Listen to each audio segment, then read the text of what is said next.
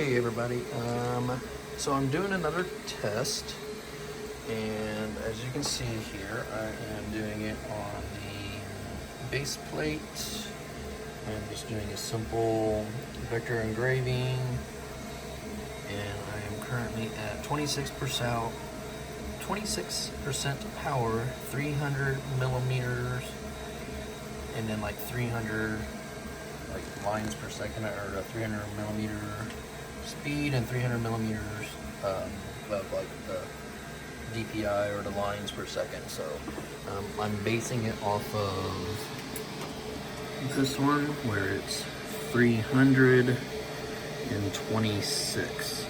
So I want to see what this one does. Last one I did was 338, and it caused that little crack explosion in there. One thing that I did do differently this time to see if it was an issue or not is I just have my cut plate down, or the honeycomb grid, my wood to keep it flush, and then my black paper, so that way the laser has something to engrave to. So far it's not doing too horrible, but the one reason why I did this is because this is what the back of that one looked like. This is what it was going through the paper and then going through this. And I was wondering if this was causing a flare up on the back side of the acrylic and causing issues there. So I wanted to eliminate this. I only have one more left, and on that one more, I'm going to do the same one with the same settings based off what this one looks like. But so here's my last one, but I'm going to use acrylic paint and set it on the board. Or actually, I'm just going to use acrylic paint and so I'm going to have to actually set it on the board, or I may still be able to use this cardboard sheet here so that I can get the depth on the cardboard or the cardstock.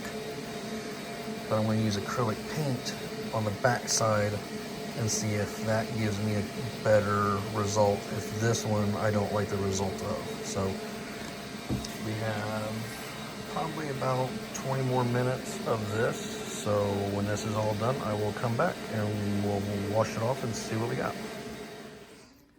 All right, so looks like the engraving is done. Turned out pretty decently this time, but that's just the backing. So I have actually no idea until I get this washed off on how it's gonna go. So let's get this off there. It's not as burnt through as it was.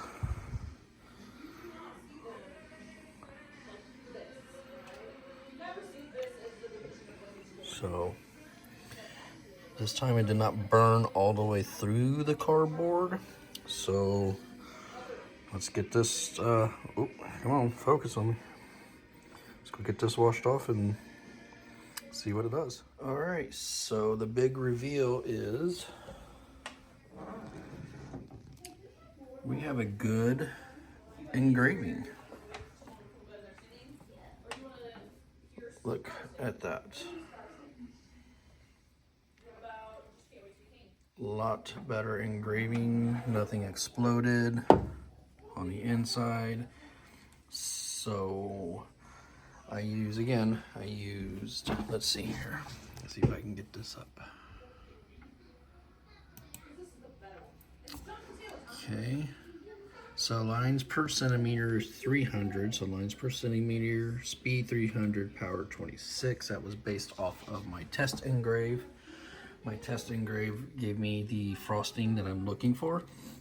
Sorry, my family is watching Lion King downstairs, so you might hear some singing here in a second.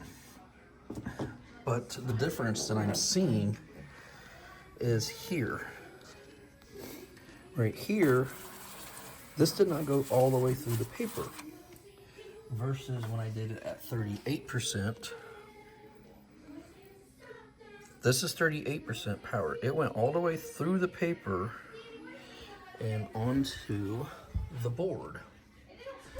So I'm thinking the power was too high at 38 and the power at 26 is just right. And it etched it just enough that it did not go through the paper.